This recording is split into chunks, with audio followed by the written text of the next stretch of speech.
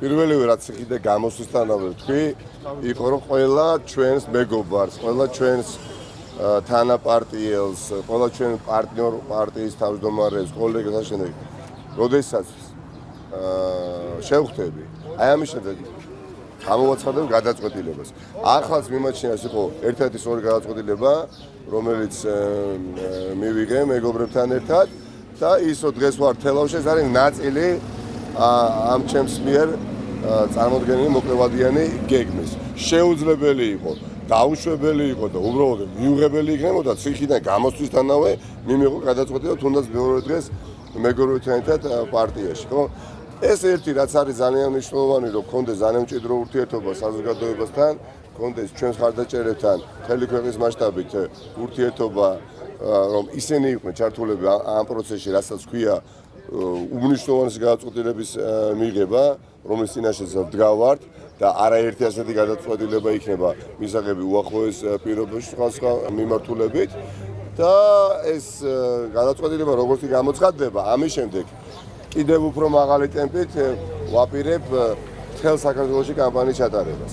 არა ისე უბრალოდ ტრაფარეტულად ჟღერდეს მინდა მხოლოდ რომ იცით რა ყველა სოფელში, ყველა ღელეში, ყველა დაბაში, მთაში, ბარში პირდაპირ გაგებით მართლა ყველა სოფელში მინდა შესვლა. იმიტომ რომ ქვეყანაში თუ ჩვენ თანხმდებით რომ საფრთხე არის ოლიგარქიული რეჟიმი, ეს არის საფრთხე ეროვნული უსაფრთხოებისთვის, ეს არის საფრთხე სოციალური უსაფრთხოებისთვის, ასე შემდეგ, ხო? ამასთან შემრიგებლობა არ შეიძლება. ამასთან ბოლომდე ბრძოლა მის წინააღმდეგ ბოროტებასთან ბოლომდე ბრძოლის გარეშე გამარჯვება არ მოიპოვება. გულზე ხელნაკრებით, თუნდაც ნახევარი ძალებით ბრძოლით შენ ოლიგარქს ვერც საქართველოში, ვერც სხვა ქვეყანაში ვერ დაამარცხებ. ამიტომ შეიძლება ითქვას, რომ თელავიდან მე უკვე რეიდან დავიწყე შეუჩერებელი კამპანია, რომელიც დასრულდება მაშინ, როდესაც დასრულდება ივანიშვილის რეჟიმი. აი ამის პირობას ვდებ, ეს არის ჩემი მოწოდება, ეს არის ის, რასაც ვგრძნობ და ვერაფერი დარწმუნებული ვარ, ვერც მე და ვერც 100,000-ობით საქართველოს მოქალაქეს ვერ გააჩერებს, რაც არ უნდა, ვინც არ უნდა დაიჭირონ, არ დაიჭირონ, ასე შემდეგ, ასე შემდეგ.